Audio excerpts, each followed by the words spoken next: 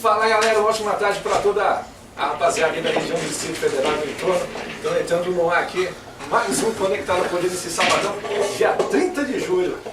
Gostei do som, hein, Zion? Trilha nova, hein, Sandrão? Que bacana, hein? É homenagem à sua volta, né? Que bom, cara. Tava com saudade de vocês demais, viu? Eu também. Agora, constatei um fato, né? Que é o seguinte, o Mercúcio já faltou, você já faltou. Você Só já... quem não falta sou eu. Você já faltou. Eu faltei quando? Você viajou. 2 vezes. 2 vezes. 2 vezes manjou o hashtag. Você se esqueceu disso, Zion. E aí, rapaziada, tudo certo? Mais um Conectado ao Poder, estamos juntos aqui. Junto e misturado hoje, vamos receber aqui, ó, nos estúdios da UFM, a secretária de Segurança Pública aqui do Distrito Federal, Marcelo Ricardo. Daqui a pouco vamos bater um papo com o médico, o doutor Metódio, ele é pré-candidato lá em Águas Lindas de Goiás. Estamos recebendo aqui nos estúdios a doutora Yara Cavalcante. Ela é especialista em direito eleitoral, vai tirar muitas dúvidas aí para a rapaziada, viu? E um cara que vai voltar aqui é o Jailton Almeida, do movimento Vem Pra Rua. Tem manifestação amanhã, hein? É, amanhã, né? O bicho pega, hein? Amanhã o bicho pega. Vamos dar uma apertada aqui no Jailton, né? Vamos, claro, Esse cara quietinhos aí um tempão, né? É, inclusive tem essa coisa no ar, assim. É verdade, assim, a gente acompanha o movimento pelas redes sociais. Eu não sei qual é o mote da manifestação amanhã. É. Se ela é pró-impeachment ou é anti-impeachment. Eu vi lá, assim, eles vão dar uma apertada no Temer, vão dar uma apertada na Dilma. Mas eu achei muito estranho, eles ficaram muito tempo quietos. Quietos, exato. Não, o governo já começou ali com um monte de escândalo, um monte de ministro sendo afastado, e a turma de todos os movimentos, não é só o movimento Vem Pra Rua, não, todo mundo ficou quietinho. E agora está chegando perto aí do fim do desfecho do impeachment da presidente Dilma Rousseff. Agora é a hora decisiva, né? Se ela realmente é afastada de vez ou se ela retorna ao comando do nosso país. E aí vem mais uma manifestação. Vamos dar uma apertadinha hoje, viu, Jair? Hoje o bicho vai pegar. Isso aí. Não é? É, a Dilma já foi já, né? Dilma já foi, já era. Não tem volta. Não tem volta, não. Agora eu vou te falar uma notícia aqui, Zinho. Diga uma lá. notícia que me chamou a atenção essa semana foi o seguinte: uma empresa, ela recebeu quase 5 milhões de reais aí da chapa Dilma Temer para enviar o WhatsApp em massa, e aí deram uma batida no escritório da empresa e descobriram que a empresa tem apenas 2 computadores. Eu estou falando de 4 milhões e 800 mil reais. Vou aproveitar que nós estamos aqui com a doutora Yara Cavalcante e a gente vai bater um papo com ela sobre isso, porque não tem condições. Uma empresa com apenas 2 computadores efetuar um serviço de quase 5 milhões de reais. É incompatível. Pois é, a teoria é de que é lavagem mesmo de dinheiro aí, né? Usando a campanha eleitoral. Vamos ver, vamos bater um papo. Vai ser bacana, viu? Tô de volta, com saudade, eu conectado ao Trilha poder. nova, você viu? Gostei essa Pra ler a notícia? Essa eu senti tipo super-herói, sabia? Eu lembrei que você é o Batman. Qual super-herói seria Rodrigo Mercúcio? 993208474. Se você tiver uma dica, manda pra gente. Capitão Caverna. Zé, e era meu apelido da infância, hein? Então, Tá na cara. Zé, hashtag Sandro Janelli. Olho vivo, que cavalo não desce escada. É o Ibrahim Suede da rádio. só o Mercúcio mesmo. Olha só, a participação de hoje está valendo aqui, ó, uma cortesia para o Brasília Pop com Nando Reis e Humberto Gessinger no Let Live Brasília, 993208474, opinião, denúncia, pergunta, tá tudo valendo. Vai rolar bate-papo, vai rolar informação, vai rolar notícia. Fica atento, viu? Conectado ao Poder está só começando, vamos até às 14 horas. Vamos trabalhar, Lezinho. Vamos nessa? Porque firma a sua rádio do jeito que você gosta. Agora meu dia 17 é Conectado ao Poder, vamos começar, hein? Olha só, Zinhão, a notícia da semana: a empresa que recebeu quase 5 milhões de reais da chapa Dilma Temer para enviar o WhatsApp tinha apenas 2 computadores. É um absurdo, viu, Zinhão? É um absurdo. Eu estou falando de aproximadamente 5 milhões de reais para enviar o WhatsApp. Para começar, envio de WhatsApp em massa não deveria ser proibido pela Justiça Eleitoral? Eu não sei desses detalhes. No momento que você envia uma mensagem, olha só, Conta. são 5 milhões, hein? Aham. Imagina quantas pessoas você vai atingir. Vamos colocar aí que o WhatsApp em massa ele custou 10 centavos. Imagina a quantidade de pessoas que essa mensagem atingiu em todo o Brasil. Eu tenho certeza que ninguém pediu para receber mensagem política. Certeza absoluta. Ninguém pediu. É que nem e-mail em massa. Se você não autorizar, a própria justiça, ela diz isso, relacionado a e-mail em massa. Se você não autorizar, se você não se cadastrar para receber o e-mail em massa, os candidatos eles não podem comprar os cadastros. Cadastro, entra na internet e coloca aí e-mail em massa, cadastro, vai aparecer um monte de gente vendendo. Não pode. Então se não pode para o e-mail, eu entendo que não pode também para o WhatsApp, não pode para SMS.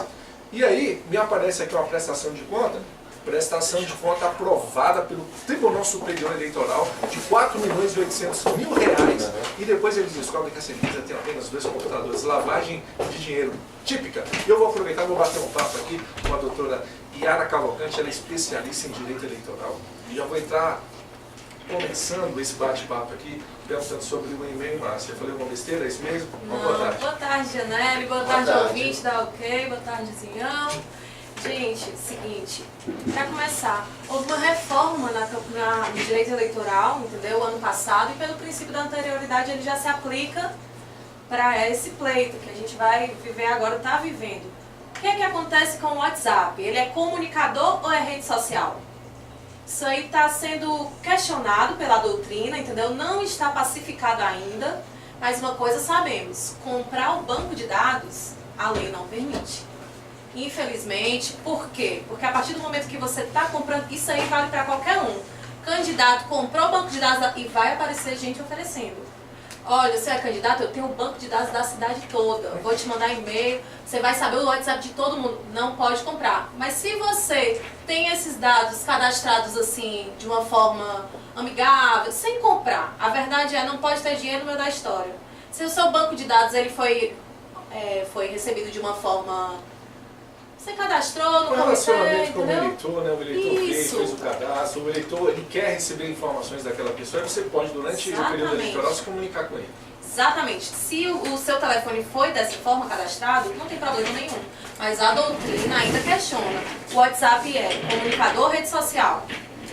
Entendeu? Isso aí ainda não está pacificado não, mas por hora, nesse caso, Janelle, a gente tem que ver que é uma lavagem de dinheiro, não tem como, né? Como é que você compra o banco de dados desse tanto de gente? Não pode comprar. E aí, nesse caso, então, o WhatsApp é uma coisa, existe uma dúvida sobre o que é o WhatsApp, o SMS e o e-mail não. Existe ainda, o WhatsApp, a doutrina não se formou acerca dele, qual não tem um embasamento certo ainda, isso aí está sendo muito discutido, tanto que vira e mexe, a gente fica sem WhatsApp. Por quê? Porque a justiça mandou bloquear o WhatsApp no país todo. E essa discussão ainda está sendo levantada, não está pacificada. Por hora, o que a gente tem? Que o WhatsApp pode ser usado sim durante a campanha, desde que a base de dados não tenha sido comprada. Está liberado. Rodrigo Mercoso. Doutora, então os pré-candidatos que estão fora da máquina pública não conseguem ter os cadastros dos moradores da cidade, a não ser dessa forma comprando. E quem está na máquina pública pode usar os bancos de dados ali da prefeitura, Secretaria de Saúde, Secretaria de Educação, para estar o prefeito na sua reeleição estar mandando seus WhatsApp? De forma nenhuma. A partir do momento que ele faz isso, ele está se beneficiando do poder e é caracterizado abuso de poder sim. Ele não pode se beneficiar de nada que ele tem nas mãos para usar a favor da campanha dele. Porque... Mas seria um abuso de poder político, né? Exatamente, né? Bacana. Isso aí não é permitido não. A lei veda, o candidato tem que ficar atento e o eleitor principalmente denunciar. Agora, olha sozinho, a prestação de contas da chapa Dilma Temer, ela mostra pagamentos no dia 21, 23, 24, 25 de outubro de 2014. Foram R$500 mil apenas no dia 23, mais 300 mil no dia 21, 2.980.000 no dia 24 e mais 1 milhão aí no dia 25 de outubro. É muito disparado. Curtíssimo período espaço, né? Se fosse na campanha toda, né, com os 2 computadores, já ficaria impossível se fazer isso. Agora, nesse curtíssimo período aqui de tempo, de espaço, não tem condições nenhuma, né? E como é que o TSE aprovou essas contas aqui? E levou aí o quê? 2 anos para perceber que tinha alguma coisa errada? Não tem condições. O que acontece, Yara, hoje com a chapa do Temer e do Temer hoje? Como é que é esse processo lá no TSE? do Temer foi ótimo. Tem meio do tempo. E da Dilma? O que acontece? A Dilma, teoricamente, ela está afastada, ela ainda não saiu, como o Janelle já se pronunciou, o processo não está completo ainda. Inclusive, a gente vai receber um convidado hoje para falar um pouco do movimento. Tal. O movimento vem pra rua. Exatamente. Vamos dar uma apertada nele. Vamos apertar porque esse movimento deu uma parada, né? Esse movimento fez muito lado e agora ele tá meio Movimentou calado. muito. O movimento parou. Vamos saber como é que tá essa movimentação aí hoje. Onde vocês foram, meus filhos, né? Vocês estavam tão ativos, né? Zé, vamos fazer o seguinte, vamos de música, meio dia 23, já voltamos, pode ser? Bora. Agora? Já. Vamos trabalhar. O QFM é a sua rádio do jeito que você gosta. Agora no dia 26, nós estamos recebendo aqui nos estúdios da QFM a doutora Yara Cavalcante, ela que é especialista em direito eleitoral. A gente estava conversando agora há pouco sobre envio de WhatsApp em massa, SMS, e-mail em massa.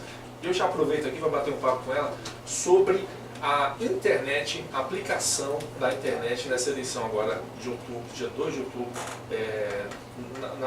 nas regiões que tem municípios, né? É estranho falar assim, mas o Distrito Federal não tem, né? É, exato. Tá liberado o Facebook? Gente, olha, a gente tem que lembrar o quê?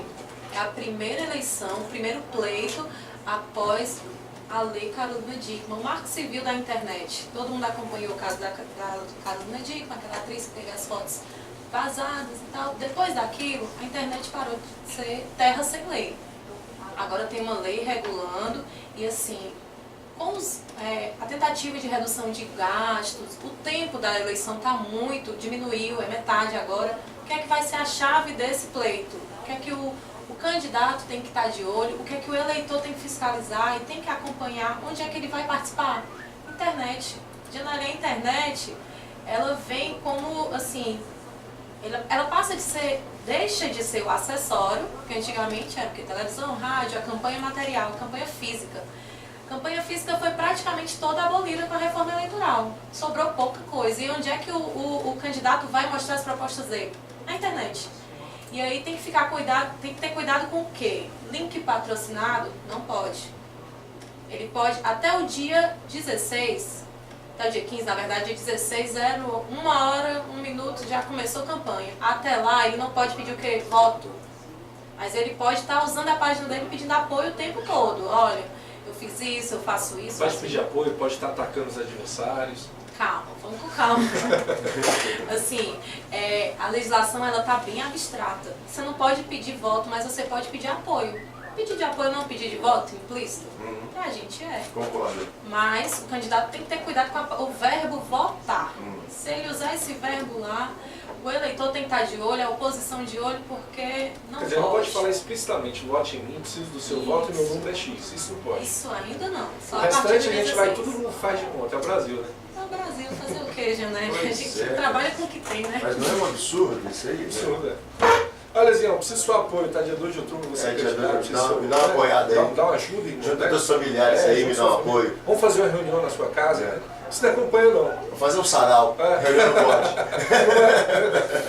É brincadeira, você não tem noção nenhuma disso. Não tem noção nenhuma. É o seguinte, ele diminui a eleição um factoide, né? Porque a grande verdade é que tem 2, 3 meses aí que tá todo mundo no Brasil todo fazendo campanha. E o pior, esse período de pré-campanha, ele não é declarado, senhor, mas ele tem custo. Ele tem custo. Não é que você cuide de um WhatsApp, você tem que ter uma equipe para cuidar do WhatsApp. Não é que você faz essas reuniões. Vai gastar combustível, uma estrutura para montar essas reuniões. Quer dizer, tem toda uma estrutura de campanha montada que não existe. Que não existe, você não declara isso. Brincadeira. Doutora, eu vou fazer o seguinte agora, 12h30, doutora, eu vou pedir para a senhora continuar aqui com a gente. Sim. A gente volta daqui a pouquinho, batendo um papo com a senhora. E agora, já na volta... Ficou legal, né, Senhorita, senhora? por favor. Eu fico revoltado. Eu fico revoltado quando ele fala para mim, senhor. Mas foi, né? Agora eu vou fazer o seguinte, ó. Nós vamos voltar agora com a doutora Márcia de Alencar, secretária de Segurança Pública do Distrito Federal. Vamos falar um pouco sobre as Olimpíadas que vão acontecer aqui também, no DF. Já voltamos. O QFM é sua rádio do jeito que você gosta, agora no meu dia 38. E nós vamos bater um papo aqui com a secretária de Segurança Pública aqui do Distrito Federal, doutora Márcia de Alencar. Ô Zião, Diga lá. impressionado com o empoderamento das mulheres na política, viu? É a salvação do mundo. Olha, nós recebemos agora há pouco a doutora Yara Cavalcante. Ela é a 4ª advogada eleitoral que nós recebemos aqui no Conectado ao Poder. Exato. E na sequência, Márcia de Alencar, 3ª ou 4ª vez aqui no Conectado ao Poder com a gente. Está sempre à nossa disposição aqui, sempre vem, sempre tira as dúvidas. E hoje o tema não poderia ser diferente. Antes mesmo de dar uma boa tarde e agradecer a presença dela aqui, vamos falar sobre as Olimpíadas. É o tema do momento, né, doutora? Vamos vibrar pela paz, vamos torcer pelo Brasil, né? Vamos fazer bonito dessa vez aqui nessa terra. Aí já é um outro departamento, né? Temos que. Torcer pelo Brasil tá um pouco complicado. Mas vamos, no campo, principalmente fora do campo. Sempre. Esse país é lindo, tem confirmado a democracia, tem um espírito republicano extraordinário. A gente viveu momentos tensos e agora em agosto vamos viver novamente a definição com o julgamento do impeachment. Não tenho dúvida que a nossa cidadania e Brasília tem sido palco disso, né? E a gente tem demonstrado de que somos um país preparados para o seu destino. O dia do julgamento no impeachment lá no Senado, ele coincide com um dos jogos aqui das Olimpíadas. É isso mesmo, né? Veja, nós na verdade temos o seguinte calendário do impeachment. O impeachment vai ter no dia 2, 3 e 4 na comissão a votação do relatório para passar de admissibilidade para iniciar o processo de julgamento. E uma vez o relatório indicando o julgamento, é no dia 4, que é na próxima quinta-feira, que é o dia da abertura. Isso é quase um procedimento interno dessa comissão. No dia 9, aí sim, é um dia que o plenário, em maioria simples, e aí coincide com outro jogo, vai fazer o que a gente chama do julgamento iniciar com a pronúncia, né? Então vai ter a votação da pronúncia para iniciar o julgamento. E nesse momento vai ter sim um trabalho de quase 24 horas de pronunciamento das autoridades, no caso dos senadores, sob a presidência do ministro Ricardo Lewandowski, que é ele o responsável por esse tribunal de júri, que é o que vai se confirmar. E o julgamento em si, que é esse que seria não indicado e contraindicado, que foi respeitado no calendário do Senado, para não coincidir com as Olimpíadas, é o que vai iniciar provavelmente a partir do dia 25 de agosto. E aí nossas Olimpíadas encerram aqui em Brasília no dia 13. Então esse do dia 25 de agosto é aquele que provavelmente tenha manifestantes dos dois lados mais uma vez na esplanada. Isso. No dia 9 nós já vamos estar preparados para isso também. Tanto no dia 9 nós vamos estar, em tese, o planejamento já prevê essa ação de novamente viabilizar as condições de livre manifestação dentro do que foi acordado naquela outra fase. Estaremos nos reunindo com o Comitê de Pacificação com essa finalidade. A gente sabe também da responsabilidade. Agora, no dia 25 é o julgamento em si dos 81 senadores. A previsão é que isso demore de 3 a 5 dias. E aí é um momento do desfecho desse processo, onde certamente a parte que está em desvantagem nesse momento estará bastante tensionada. E com um detalhe de que, nesse julgamento, o ministro Lewandowski ele não é possível de ser substituído por ninguém. O que significa, na prática, de que o julgamento ele pode ser interrompido todas as vezes que ele tiver necessidade natural de se alimentar, de dormir, enfim, de se higienizar, enfim. E isso faz com que retarde um pouco o tempo desse julgamento. E no julgamento, todas as oitivas, as testemunhas, tanto a favor quanto contra o impeachment, vão se dar. E a previsão é que, como existe 5 fatos que estão sendo considerados, que vão ser reconhecidos como crime para o julgamento, para cada fato desse, há 5 testemunhas a favor e 5 testemunhas contra, o que na prática vai dizer que vão ter 25 testemunhas e 20 contra e a favor, 50 testemunhas a ser ouvidas e ser interpeladas durante o julgamento, o júri em si, por todos os 81 senadores. Por isso que vai ser um processo longo. Então, voltando à questão das Olimpíadas, nós temos 2 momentos que coincidem, que é o dia 4 e o dia 9, que pode até durar para o dia 10. Nesse 4 é uma questão mais interna da comissão, mas nós estamos com nossas inteligências atentas. Já temos várias relações estabelecidas com o Gabinete de Segurança Institucional, com a ABEM, com a Polícia Federal, junto ao Ministério da Justiça, da mesma forma que com a direção do Senado, junto com a Polícia Legislativa do Senado, para que a gente tenha, portanto, as contenções que são necessárias. Brasília fique segura, fique tranquila.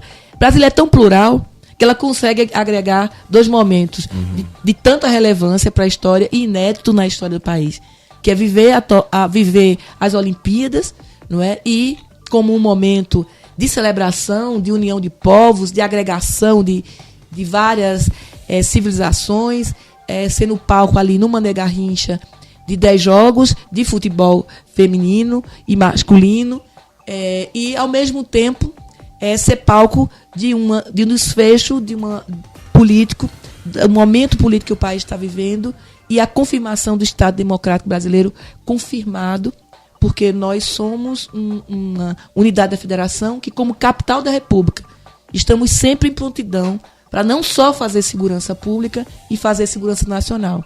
E temos o privilégio de ter as forças de segurança mais equipadas do país, seja a Polícia Militar, seja a Polícia Civil, seja o Bombeiro Militar. E o DETRAN, junto com o DEFTRAN, junto com o DR, com a Polícia Rodoviária Federal, garantindo toda a mobilidade para a cidade, para que ela possa receber todos os turistas, todas as delegações, todos os torcedores diversos que vão estar aqui, né, nessa cidade, como um momento de Brasília mostrar a sua generosidade como povo brasileiro, e nós pudermos mostrar a nossa capacidade de exercer, não é, a nossa cidadania. Reconhecendo que nesses 10 dias a gente vai ter um pouco de alteração, não é, do que a rotina da cidade, até porque é um momento de uma grande festa. Então vamos acolher, vamos receber, não é, e vamos estar principalmente seguros. Brasília ela tem a capacidade de estar 12 meses estruturando um plano de segurança integrado, que envolveu 172 representantes de 44 instituições e agências, para poder estabelecer as funções, as competências e responsabilidades específicas e compartilhadas com todas as instituições. E é importante que o ouvinte saiba que dessas 44 instituições, 35 são do Distrito Federal. Portanto, majoritariamente, é o governo do Distrito Federal quem é responsável por execução dessas Olimpíadas. Nós, inclusive, não precisamos de aportes tanto em nível de aeroporto, quanto em nível de acompanhamento junto aos centros de treinamentos e nos hotéis e no próprio estádio, de segurança interna, que somos nós mesmos que vamos estar fazendo, a pedido do COI. Não vai ter a presença da Força Nacional aqui em Brasília? Não, até porque nós cedemos homens nossos, né? E até agora ele continua insistindo que a gente envie mais homens nossos da Polícia Militar, que tem aí o BOP e o Choque, considerado um dos melhores. Eu acho que quem assistiu a Operação Esplanada sabe o nível de prontidão que Brasília está e a maturidade na nossa Polícia Militar de poder esperar aquele momento certo, determinado, para fazer com que a gente pudesse garantir não só a incolumidade do patrimônio, mas principalmente das vidas daquelas pessoas naquele momento e daquelas crianças que estavam submetidas a uma privação e um risco por serem usadas como escudo humano. Então, as polícias militares, na verdade, ela é quem faz parte de um grupo de elite da Força Nacional. E essa parte dela já está lá disponível, 44 lá no Rio de Janeiro, e estamos aqui preparados para qualquer cenário, porque os protocolos preveem. Quem assistiu essa semana viu que nós, na semana, apresentamos simulações, tanto no estádio quanto no metrô, né, junto com o Comando Militar do Planalto, do Exército, para qualquer eventual possibilidade de algum ataque terrorista, considerando que esse é um tema hoje sensível, mas que é importante também que o ouvinte saiba e enfrente isso de uma forma tranquila, porque Brasília está preparada, ela não tem o nível de risco de Brasília é baixo com relação a esse processo. O Brasil não tem tradição de ter lobos solitários, isso não faz parte da nossa cultura. O Brasil, o espírito brasileiro é viver, é sucumbir e continuar gritando e vibrando pela vida. Não temos um ambiente de cultura e de religião que nos coloque num quadrante tão radical como os xiitas vivem, por exemplo, não é, no Estado Islâmico. Então, sabemos que o Estado Islâmico, inclusive está no G1 de hoje, né, declara que o Brasil não oferece nem o Rio de Janeiro condições, né, de instalação da célula, porque a gente só quer viver, gente. Brasileiro quer viver, brasileiro é alegre, Agora, disposto à alegria, ele tem uma ansiedade para se divertir, se entregar àquilo que é a característica reconhecida internacionalmente da nossa capacidade de viver, superando e exercitando essa condição. Por isso somos considerados calorosos, somos considerados simpáticos. E por isso temos o maior carnaval, inventamos isso. Olha, para você que ligou o rádio agora, nós estamos recebendo aqui a secretária de Segurança Pública do Distrito Federal, doutora Márcia de Alencar. Vou fazer um relato, viu, Zião? Conte-me. Eu estive no Rio de Janeiro agora, passei 8 dias lá. E o que acontece? Isso que a secretária acabou de falar, a gente que está vivendo aqui no Distrito Federal no dia a dia acaba não percebendo. O fato de não termos a preocupação que o Rio de Janeiro está tendo hoje acaba transformando a nossa rotina sem alteração. E para quem estava lá, que nem eu estive, é muito complicado. Você sai na rua, Zião, você tem força, você tem a Força Nacional, você tem as Forças Armadas, você tem a Polícia Federal, você tem a Polícia Militar, você tem a Guarda Municipal. E eu serei bem franco agora. A sensação de insegurança é total. Você sai na rua, numa esquina tá a Força Armada, na outra tá a Polícia Federal, você passa num semáforo, tá a Guarda Municipal. Como é que você se sente seguro? Apesar de você andar lá e sentir essa segurança, quando você vê todas essas forças na rua, você fala, meu Deus, o que tá acontecendo aqui? E eu imagino o turista que vem pro Brasil, e ele vem com como é que um turista vem pro Brasil? País de terceiro mundo, que está passando por um golpe político, porque é isso que a imprensa está mostrando para fora. A atitude do Lula essa semana mesmo de entrar com um processo contra o Moro na ONU demonstra isso. Olha, lá está acontecendo um golpe. E é importante também, quando nós compramos na imprensa, notícia de que um país ou outro está passando por um golpe, aquilo ou outro, a gente tem que fazer uma reflexão mais aprofundada. Porque é isso que estão passando. A gente aqui, nós que estamos no Brasil, nós sabemos que não estamos passando por um golpe. Não, até porque, gente, o tempo, né, de processamento do procedimento jurídico que está acontecendo na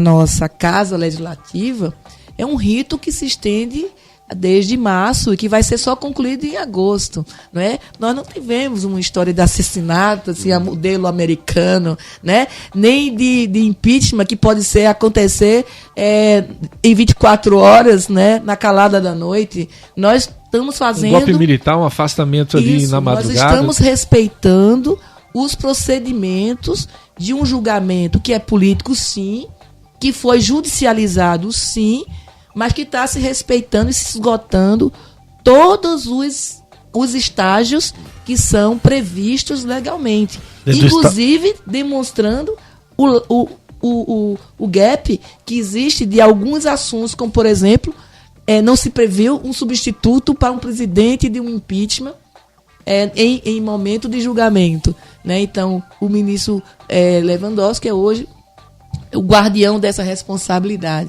Então, temos, então, que independentemente do que seja a visão ideológica da disputa política que é legítima, que, de alguma forma, dividiu esse país, não é, nos últimos 2 anos, não é? Independentemente disso, esse país ele é democrático. E o nosso governador, antes de ser um político, é um chefe de Estado.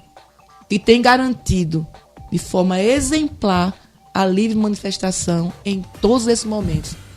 E vamos permanecer assim. E que o Brasil vença. Essa é a melhor. Logo no início você ressaltou aí o poder das mulheres, né? E lembrar aos nossos ouvintes que a doutora Márcia é a única secretária mulher de segurança pública do Brasil. Ela teve um encontro com o Temer e lá se notou que só tinha ela de mulher. E olha, a coincidência, ser de Brasília. Mas eu tenho uma pergunta para a doutora Márcia, com relação ao edital do Corpo de Bombeiro. Parece que teve uma confusão no edital, a senhora sabe explicar o que houve com relação às mulheres? Veja só, foi bem constrangedor isso, né? Que tivemos que fazer uma correção né, em menos de 24 horas, e o coronel Hamilton, comandante-geral do Corpo de Bombeiros, foi extremamente cuidadoso em atender, e o governador não podia deixar de posicionar, muito menos eu, como secretária de Estado, única mulher, né, de que tinha o que nós chamamos de uma medida preventiva excessiva dentro desse edital, que foi suprimido esse artigo, esse item, não é?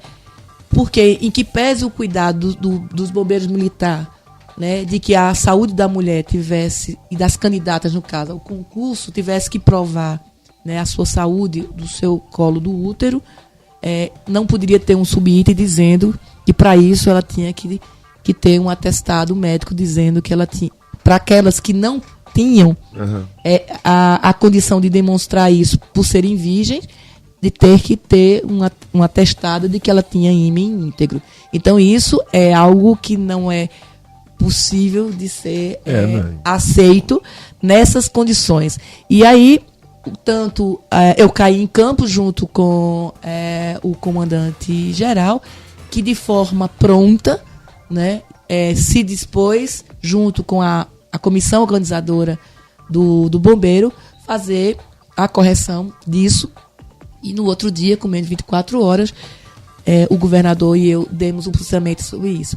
Então, de fato, foi polêmico, foi sensível, mas também é compreensível de que a gente compreenda, e aí o ouvinte, de que nós estamos passando por um processo de modernização do sistema de segurança pública, e rompendo com alguns paradigmas que sempre levou a segurança pública a pensar de forma tradicional, dentro de uma cultura patriarcal, machista, né? E a própria forma como o governador fez, ao dar o meu rosto, a cara da segurança pública do Distrito Federal, essa própria demonstração do governador fez romper uma tradição, não é? Fez com que eu fosse a primeira mulher de um ciclo, né, de 23 colegas que me antecederam, né, e que ainda trago a marca, não de ter vindo morar em Brasília por conta disso, porque nos últimos 10 anos eu estou aqui em Brasília, que fiquei muito tempo no Ministério da Justiça, depois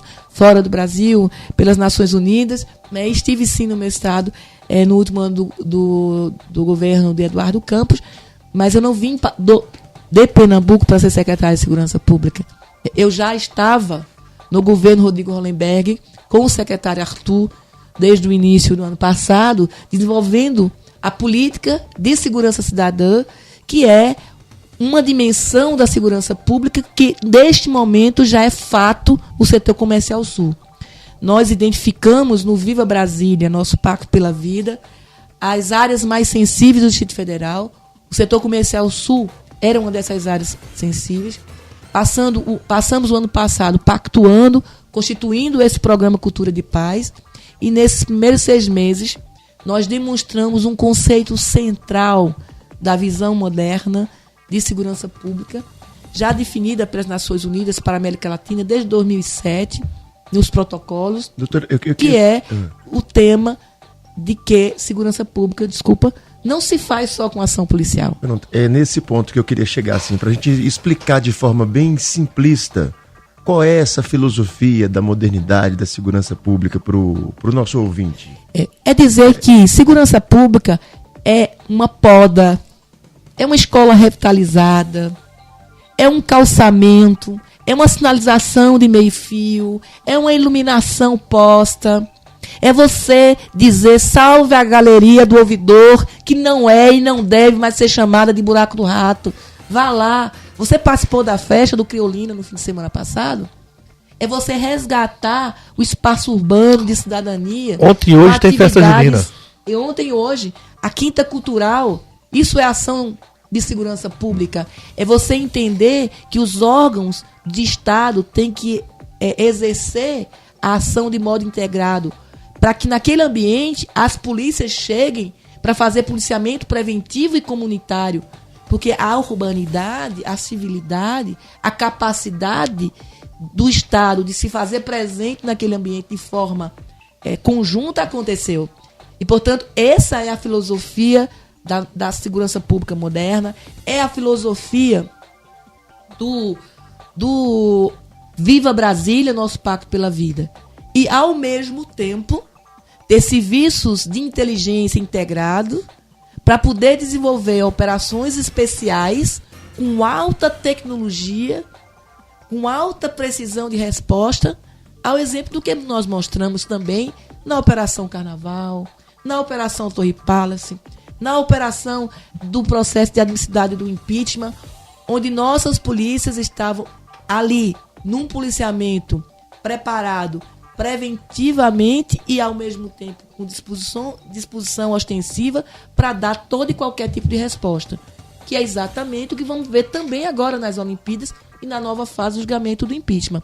Ou seja, a precisão dos equipamentos que nós temos mostra que nós podemos fazer repressão qualificada, de forma humanizada, e prevenção às violências e à criminalidade, corrigindo os ambientes de desordem social de forma integrada com outras agências de Estado.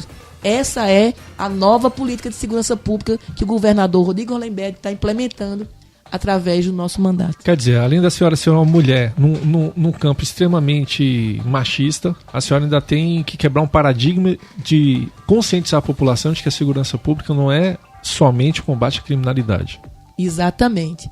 É fazer com que a gente saia desse hábito da informação, e aqui eu queria muito agradecer a vocês pela oportunidade de estar aqui também esclarecendo ao ouvinte, porque a mídia, ela continua dominada na sua merchandising, a grupos ligados a essa velha política, que, claro, que potencializa a sensação de segurança para dar ao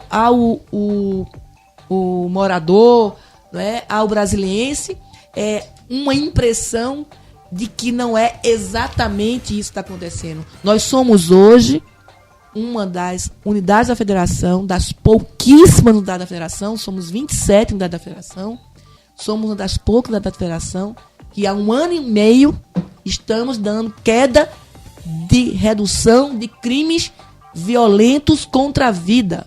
O número de homicídio caiu de forma expressiva, o número de latrocínio e o número de lesão corporal seguido de morte. Isso é importante. Olha, nós estamos agora 1 hora e 2 minutinhos, nós estamos recebendo aqui a secretária de Segurança Pública, aqui do Distrito Federal, a doutora Márcia de Alencar. Nós vamos agora com a turma do Pagode. Eu vou pedir para ela continuar aqui com a gente, porque na volta, eu acabei de receber uma mensagem aqui no WhatsApp, 993208474, o ouvinte pergunta se ela teme uma operação tartaruga da Polícia Civil nas Olimpíadas, e nós acompanhamos na época da operação do Torre Palace muitas críticas, eu vou intitular como políticas, dizendo que o governo acabou demorando nessa ação. Eu queria que a senhora abordasse esses 2 temas, combinado? Combinado. Combinado. Turma do Pagode, já voltamos com a doutora Márcia de Alencar. Você está conectado ao poder.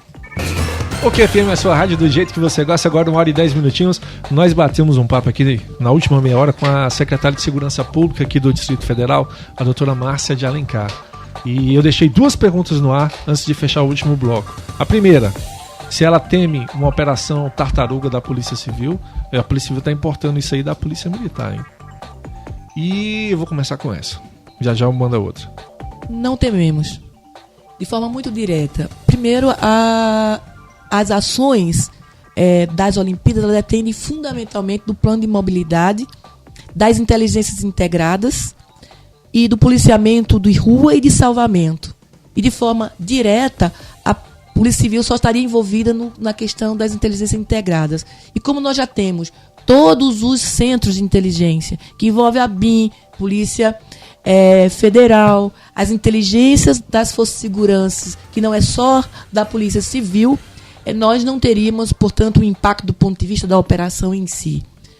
Num outro nível, nós sabemos e já estamos garantindo, tanto com a diretora Mabel, quanto com o diretor Seba, os reforços de plantão nas áreas mais sensíveis, que seria a primeira DP, que é a Asa Sul, a segunda DP, que é a Asa Norte, e também em relação ao posto avançado da Polícia Civil para atuar dentro do estádio.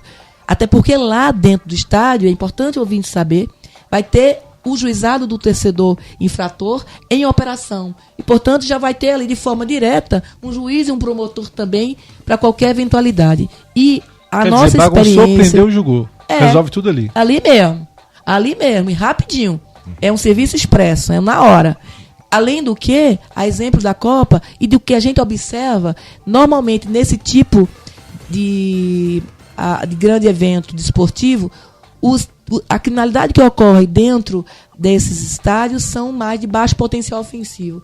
O que também não é algo que, do ponto de vista de risco para a segurança das pessoas, porque elas estão contidas ali junto com o juizado, e o próprio flagrante também é processado pela Polícia Militar. Então, assim, nós entendemos, achamos legítimo o movimento da Polícia Civil, nós reconhecemos, enquanto governo, de que as forças de segurança, elas operam hoje com um nível de produtividade muito maior do que foi o ano passado, e tendo uma redução do número do seu efetivo e não tendo ainda havido a composição salarial, né? Mas também considerando o que é a tradição e a história da segurança pública federal, a responsabilidade institucional e a responsabilidade dos profissionais de segurança num evento dessa magnitude nos leva a crer de que essa posição ela é compreensível, mas ela não é recomendada. Bacana. Agora, em relação àquela operação do Torre Palace, nós acompanhamos diversas críticas, principalmente críticas políticas, de que o governo havia demorado na ação. A senhora entende dessa forma? Não, porque se na primeira hora da operação foi instalado, né, o que a gente chama de um gerenciamento de crise, nos protocolos nacionais e internacionais de um gerenciamento de crise, porque estava caracterizada a presença de crianças como escudo humano, nós tínhamos que esgotar todos os procedimentos que a Polícia Militar é quem estava sob o comando daquela operação. Né? E nesse sentido é importante lembrar a forma diligente como o coronel Alexandre Sérgio atuou num primeiro momento, junto com o coronel Lema, que ficou responsável pelo gerenciamento da crise, como nós demos abertura para os líderes do movimento poder tratar aquele assunto, compreendendo o risco que eles estavam causando pela a vulnerabilidade do ambiente, porque tinha uma interdição já declarada pela GFIS e foi feita na primeira hora da operação pela Defesa Civil e, portanto, nós não podemos confundir, não é, a forma como as lideranças naquele momento, daquele processo, que estavam como ocupantes do Torre Palace, tiveram, que fez com que nós precisássemos esgotar isso. E lembrando, a gente já tinha, desde o primeiro momento, na quarta-feira, a consciência de que a nossa operação, ela, quando existisse a entrada no ambiente, nas condições que são necessárias para garantir a vida das pessoas e o salvamento de todas elas, a gente já sabia que ela não demoraria mais de que 40 minutos, pela alta precisão cirúrgica do que seria a operação.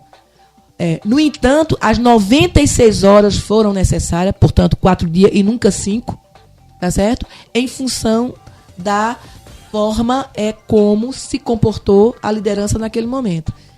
E diria que, para quem assistiu a operação acontecendo na hora da forma como nós entramos para retirar as pessoas, eu diria que é uma aula para a qualquer força policial assistir. É uma imagem que é para ser recomendada para os estudos de todos e qualquer profissional, a exemplo do que também foi, né, o Corredor da Democracia, no dia 17 de abril, quando instalamos pela primeira vez aquele que foi considerado um muro que seria do impeachment, da vergonha, quando na verdade foi um grande espetáculo do que foram os corredores dos serviços que foram ofertados pela Segurança Pública do Distrito Federal. E ali, naquele dia, não ocorreu nenhuma ocorrência. E foi a maior manifestação onde tinha, no Brasil, e a maior operação policial da história do Distrito Federal. E da mesma forma no Torre Palace. Aquele momento da entrada é aula para qualquer pessoa que queira aprender a se envolver com a operação policial, com uma ação policial de alta repressão, com alta qualidade e precisão de resolução. Foco e resultado. Gostei do corredor da democracia, hein, Zio? Corredor da democracia troca o medo pelo civismo do brasileiro. Poderia ser uma manchete, né? Capa de jornal, né? Quero agradecer a presença. Gostou? Gostei. Quero agradecer a presença aqui da doutora Márcia de Alencar e já fica marcado para a senhora retornar aqui ao programa após as Olimpíadas, após todo esse processo do impeachment da presidente Dilma. Tudo que aconteceu. Muito obrigada pela oportunidade e, ouvinte, vá torcer. Torça pelo Brasil. Estamos prontos. Olha, eu vou dar um abraço aqui para a Larissa e para a Edna, estão lá no P-Norte, ouvindo a gente aqui sintonizados, conectadas ao poder. E vou fazer o seguinte, então, vamos de Maiara e Maraísa, na volta nós vamos bater um papo com o médico e suplente de deputado estadual, Dr. Metódio Rivas. Já voltamos, você está conectado ao poder. Ok, vem na sua rádio do jeito que você gosta agora, 1 hora e 20 minutinhos. Nosso WhatsApp está liberado, viu? 993208474. E olha, eu estou recebendo aqui agora o médico e suplente de deputado estadual por Águas Lindas de Goiás, Dr. Metódio Rivas. Mas antes de bater um papo com ele, eu vou aproveitar que a doutora Yara Cavalcante, a especialista em direito eleitoral, continua aqui com a gente. Porque o que aconteceu aqui há algumas semanas, nós convidamos um pré-candidato lá de Cidade Ocidental, ele foi orientado por seus advogados para não dar entrevista. Segundo os advogados desse pré-candidato, ele entendeu que não era o momento, que a legislação não permitiria. Então, antes de bater esse papo aqui com o doutor Metódio, eu queria que a doutora Yara esclarecesse isso para a gente. Janelle, seguinte, houve uma mudança eleitoral, uma reforma eleitoral, como eu já falei no bloco passado, em 2015, que se aplica ao pleito de 2016. Então, a gente tem uma previsão nova, uma inovação legislativa, é até, se eu não me engano, no artigo 36A, que ele fala o quê? Que não caracteriza propaganda antecipada a participação de pré-candidatos em jornais, em rádio, televisão. Para quê? Para conversar um pouco, apresentar suas características, apresentar até mesmo proposta, sim, por que não, na condição de pré-candidato. E ressaltando, ele não pode fazer um pedido explícito de voto. Não pode pedir voto, ele está aqui para pedir um apoio. E assim, você já me falou que deixou o espaço aberto para todos, como você me comunicou aqui, e é isso que a lei quer. Um tratamento isonômico para todos os pré-candidatos. A lei pede isso, você pode fazer? Pode, mas qual é o pré-requisito? Que seja dado um tratamento isonômico a todos os pré-candidatos. Como você já falou que vai fazer isso, não tem problema nenhum, nenhum problema jurídico, ele está totalmente dentro da lei e ele pode falar assim suas propostas, pode apresentar suas qualidades, só não pode fazer pedido de voto, né, Ginelli? Que bacana, obrigado pelas orientações, viu? Doutor Metódio Rivas, então, sem problema, sem medo, sem preocupação, bem-vindo a Conectar ao Poder mais uma vez. Boa tarde, Santos. Já viu o Pernambucano comido, rapaz? Obrigado, Sai o macho. Sai uma Pernambucano daqui agora que não tem não. Saiu o Pernambucano bonito aqui também. Doutor Yara, muito obrigado pelo esclarecimento. Eu já tinha sido esclarecido também sobre tal coisa. E eu venho para conversar mesmo aqui abertamente com vocês, daqui, o pessoal de Águas Lindas de Goiás, com a doutora Yara, com o Sandrão, com o Zinhão. Estou aqui à disposição de vocês. Doutor, o senhor falou de Águas Lindas de Goiás, então vamos direto a esse ponto. Então, qual é o maior desafio do próximo governante lá para a cidade de Águas Lindas de Goiás? Tudo. Só falta tudo. Desafio total. Falta tudo em todas as áreas. O senhor escolheria uma como a principal, assim, para falar assim, o futuro governo, ele deveria nomear que área como a principal, para chegar no final de 4 anos e falar, pelo menos essa área nós conseguimos melhorar? Eu acho que todas as áreas têm que mexer em Águas Lindas, todas as áreas, porque a gente está precisando de tudo realmente. Agora, a saúde nos deixa muito triste, eu como profissional da saúde, eu sei que a saúde mexe muito em Águas Lindas, a saúde está muito precária, no Brasil todo está, mas Águas Lindas principalmente, toca muito, a gente vê uma ferida muito grande na saúde de Águas Lindas e no desenvolvimento econômico, na geração de empregos, eu acho que essa é a base também. Geração de emprego, eu acho que é um dos grandes desafios aí para Michel Temer, se ele permanecer no poder, né? Vai permanecer sim. Infelizmente, assim, a gente até está falando um pouco, daqui a pouquinho vamos bater um papo com o Jailton Almeida, ele é do movimento Vem Pra Rua, já está aqui nos estúdios da UQFM, vamos conversar um pouquinho para ver como é que está essa situação da presidente Dilma, né? Porque até ali aquele momento ali do processo na Câmara dos Deputados, era notícia em cima de notícia todo dia, toda hora.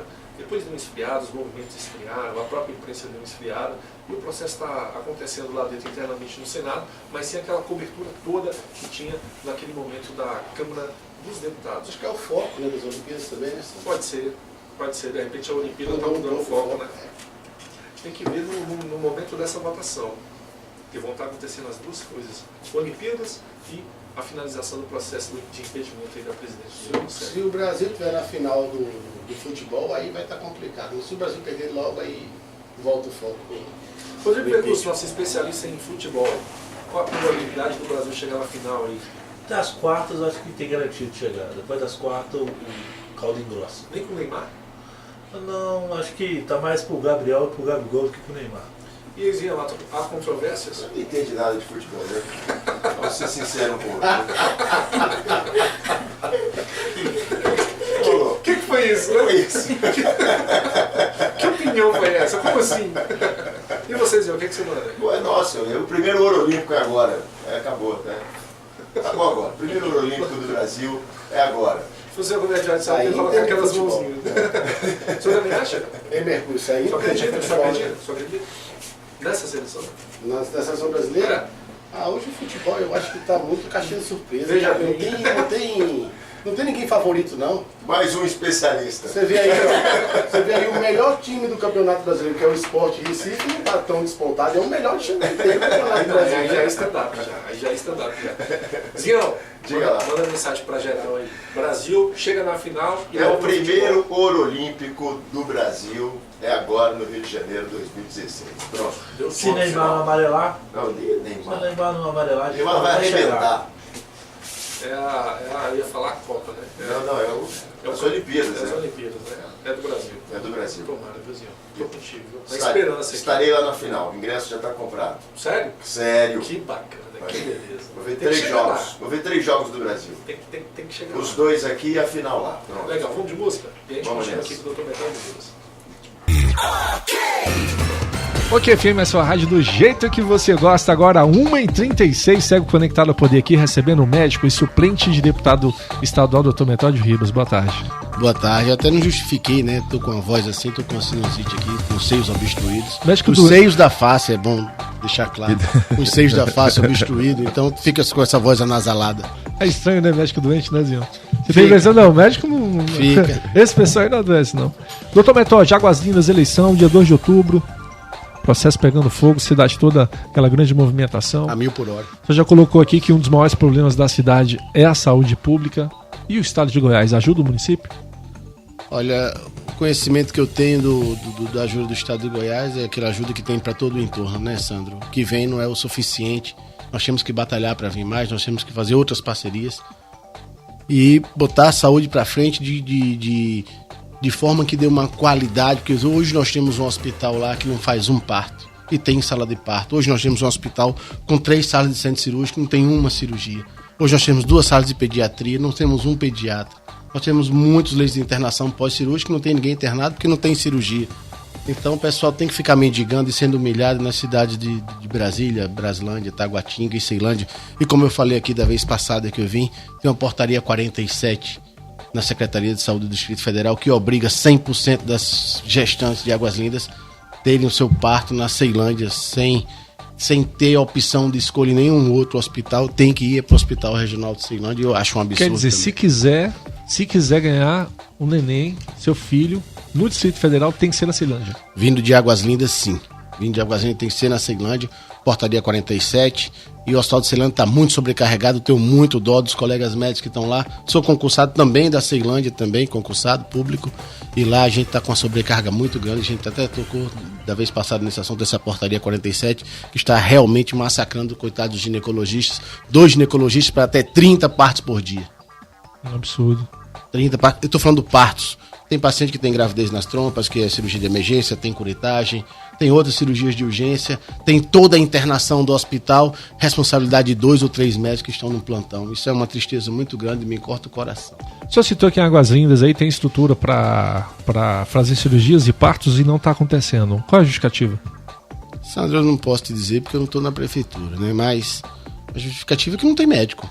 Não vejo Tem médico. recurso, tem dinheiro. Não sei, Sandro. Não sei porque esse recurso, esse dinheiro que está lá, eu não sei o que é feito com ele, mas se for pegar esse recurso e dividir direitinho e colocar 2 ginecologistas no plantão, 2 pediatras no plantão, nós podemos sim fazer ali em Águas Lindas. Eu não falo a mesma quantidade de parto que faz aqui em Ceilândia, 30 partos por dia, mas pelo menos 10, 15 partos por dia daria para ser feito bem tranquilamente dentro da cidade de Águas Lindas. Saúde pública de lá precisa hoje que é de hospital mesmo?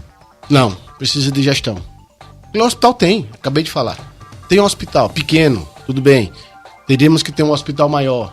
Então a saída seria pegar aquele hospital que está lá em Águas Lindas, que tem mais ou menos uns 10, 15 anos que mexem nele, e colocar ele como um hospital regional do entorno, onde todas as prefeituras mandassem todo mundo para lá. Seria bem legal que isso acontecesse. Nós recebemos aqui a prefeita de Valparaíso de Goiás, Lucimar Nascimento, e ela falou sobre isso, uma espécie de municipalização da saúde pública. Seria isso? Seria mais ou menos isso, mas com parcerias com as outras prefeituras. E aí transformar lá um hospital regional do entorno e vir em Girassol, Cocalzinho, Santo Antônio Descoberto, Valparaíso, seja quem for, e para ganhar lá e com base lá dentro de Águas Lindas. E assim montar um hospital com estrutura, com UTI, com suporte, com tudo. E aí o governo do estado vai dizer assim, não, eu vou dar um suporte para um hospital regional do entorno.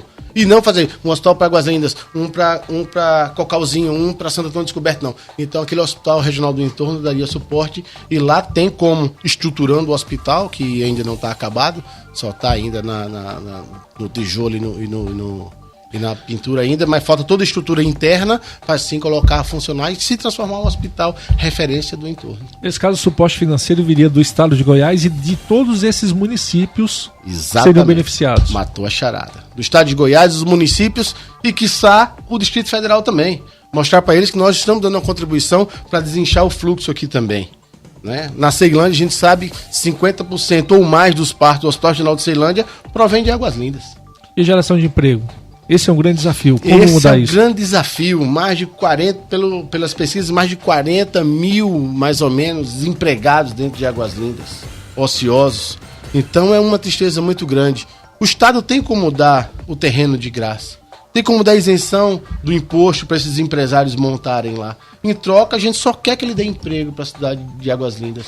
Mas a gente, quando vê Águas Lindas produzindo menos do que a Badiânia, menos do que a Alexânia, a gente fica com o coração partido. E o povo tem que sair de Águas Lindas para trabalhar no Distrito Federal. Aí chega a passagem de 6,10.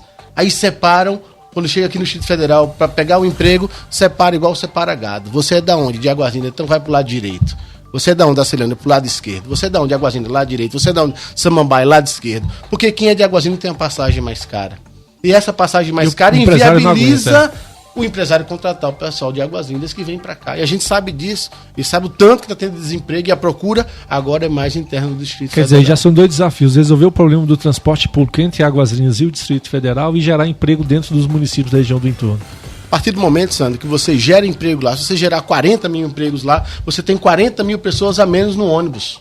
Eu falava isso quando eu fui candidato a deputado estadual. E o pessoal, doutor, não diz isso, doutor. Eu falei, a gente tem que diminuir as pessoas no ponto de ônibus. E a única forma de diminuir pessoas dentro do ponto de ônibus é gerando emprego aqui dentro da cidade. As pessoas vão deixar de ir para o ponto de ônibus para vir para o Distrito Federal.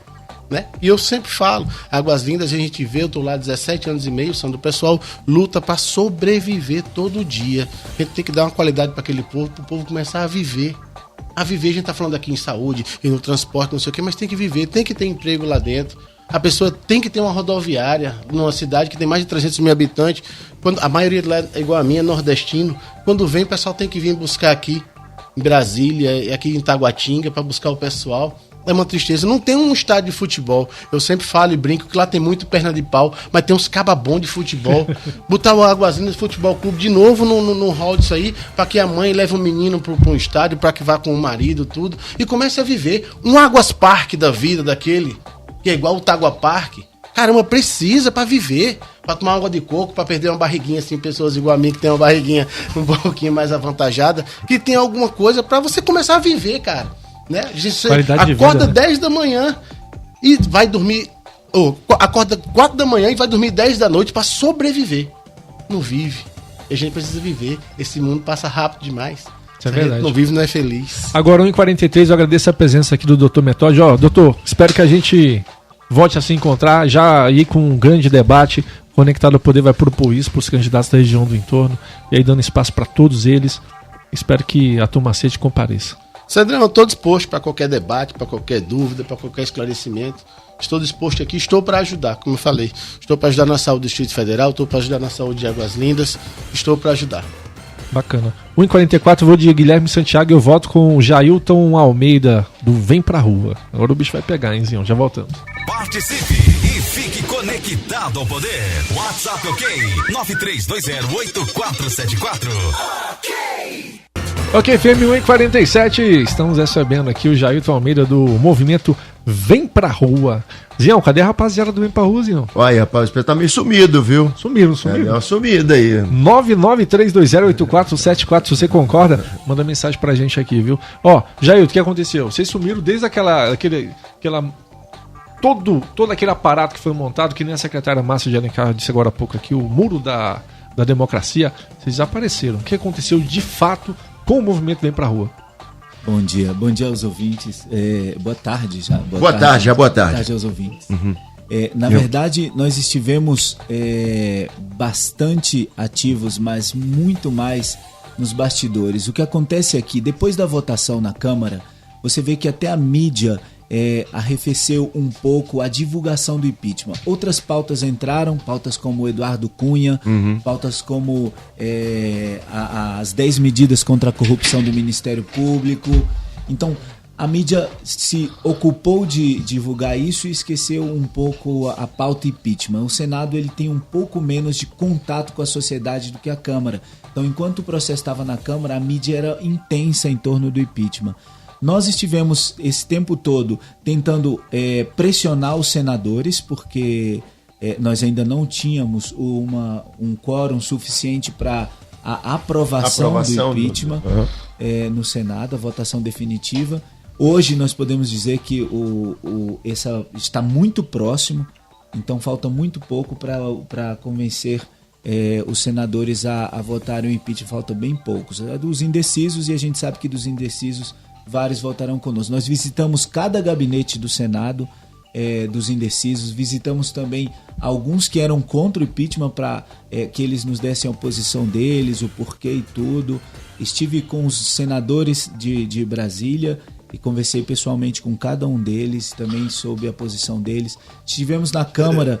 Os de Brasília chegaram a relatar o posicionamento deles? Os 3 senadores de Brasília? O senador Regufe relatou o seu voto a favor do impeachment. O senador Cristóvão estava ainda avaliando, porque ele explicou que ele, na posição de juiz, não queria antecipar o seu voto. E realmente o Senado é juiz no processo do impeachment, cada senador. Então, óbvio que é um juízo político, não só jurídico e político, então nada impede de politicamente você expressar a sua opinião. Isso não inviabiliza nem neutraliza a legalidade da votação. Então, falei com o senador Cristóvão e ele deu esse parecer. Bom, mas e os outros senadores todos que nós visitamos, cada um deu seu parecer e esse era o trabalho que nós fazíamos. A maioria é para afastamento mesmo? A maioria é para afastamento, né? Pela admissibilidade, então, de fato, do impeachment. Agora a gente vai votar já o impeachment, o processo do impeachment, né? Vai ter a leitura do parecer e logo depois será votado o parecer que é pelo impeachment da presidente Dilma. Agora me diz uma coisa, essa manifestação está prevista para ser amanhã aqui na Esplanada. Quais são os principais pontos que vocês vão abordar nessa manifestação? Tá. A manifestação de amanhã, o Vem Pra Rua, tem muito claro, e é bom que os ouvintes e todos saibam que o Vem Pra Rua não é um movimento pró-impeachment. Ele é um movimento contra a corrupção. E óbvio, um governo que tem crimes de responsabilidades tão evidentes como o da presidente Dilma é um governo que mostrou-se corrupto e por isso nós lutamos contra esse governo e por isso nós lutamos a favor do impeachment. Mas as pautas de amanhã e em todo o Brasil, são 201 cidades em todo o Brasil que vão se manifestar amanhã. As pautas são: estamos apoiando incondicionalmente a Operação Lava Jato, pelo bem que ela significa ao Brasil, pelo bem que ela está trazendo ao Brasil, acabando com uma cadeia de corrupção histórica que existia aqui. Nós estamos indo amanhã à rua também pelas 10 medidas contra a corrupção que foram apresentadas, foram feitas pelo Ministério Público, e é um projeto de iniciativa popular que reuniu mais de 2 milhões de assinaturas. O Vem Pra Rua ajudou e está defendendo esse projeto no Congresso, agora está na Câmara dos Deputados. Nós vamos também amanhã pela prisão de todos os corruptos envolvidos nos escândalos da Lava Jato e todos os outros operações que estão aí, independente do partido. Não há um partido corrupto no Brasil. No Brasil existe corrupção endêmica, existe corrupção institucional nas instituições do Brasil. E nós somos contra todas essas, todo esse tipo de corrupção, inclusive a corrupção social, que é aquela que o cidadão comete. Então, é um movimento contra a corrupção. E vamos, naturalmente, também pela conclusão do processo de impeachment, que com certeza foi um dos maiores escândalos de corrupção numa presidência da República do mundo, não só do Brasil. Bacana. E o governo Michel Temer? Algum ponto? O governo Michel Temer, nós temos feito como sempre fizemos com os outros governos. Algumas vezes nós, ainda que o Vem Pra Rua é um movimento novo, não viveu mais que um mandato, que foi só o da presidente Dilma, e agora está vivendo essa interino do presidente Michel Temer. E nós temos feito o que sempre fizemos, nós fiscalizamos, algumas vezes fizemos críticas bem severas a algumas atitudes dele, inclusive as de nomear políticos envolvidos em escândalos de corrupção como ministros. Isso é inadmissível. Num país que hoje clama por justiça, um presidente que começa assim, ele já começou não entendendo a mensagem do momento político que o Brasil vive. Então nós fizemos críticas e na nossa página as críticas foram bem aceitas e tiveram milhões de curtidas em todo o Brasil das críticas dos erros que ele já cometeu. Mas é um governo institucional, legal, constitucional, que é o vice da presidente afastada, que assumiu. Então, nós respeitamos a instituição do cargo vice-presidência, que agora é presidência interina, e esperamos que ele faça as ações necessárias para corrigir o rumo da economia do Brasil e o rumo que é o mais importante hoje, que é tirar de uma vez por todas esse histórico de corrupção que está impregnado nas instituições do Brasil. Agora me diz uma coisa, finalzinho agora de agosto, resolve-se o problema da presidente Dilma, caso ela venha a ser realmente afastada e o presidente Michel Temer assuma, mesmo de forma efetiva, os movimentos.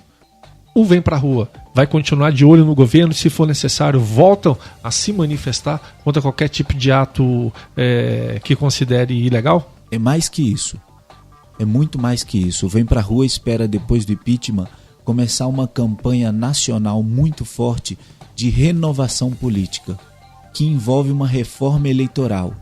Então nós vamos defender o voto distrital misto, nós vamos defender o fim das coligações, nós vamos defender o fim do foro privilegiado e nós vamos defender também o recall político, que é uma ferramenta muito usada nas principais em grandes democracias do mundo e que significa muito simplesmente, para o ouvinte entender, o voto que colocou é o voto que tira.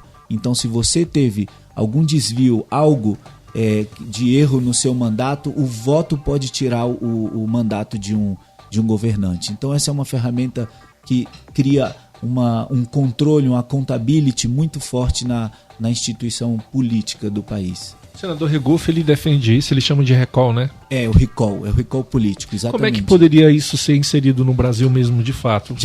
Já tem vários projetos de lei, nós vamos defender a votação desses projetos e, óbvio, a casa é responsável por elaborar a melhor proposta para o país.